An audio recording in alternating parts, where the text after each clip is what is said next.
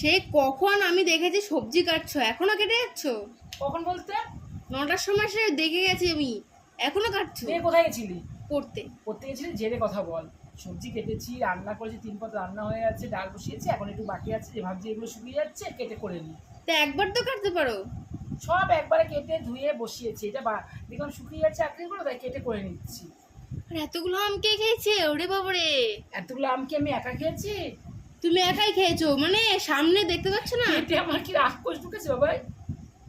এই আমগুলো তুমি নিজে কেটেছো আর খেয়েছো।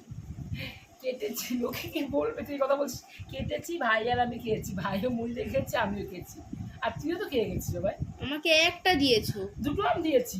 একটা দিয়েছো? কি বলছিস তুই? দুটো? তুমি কি ভুলে যাচ্ছ আজকাল?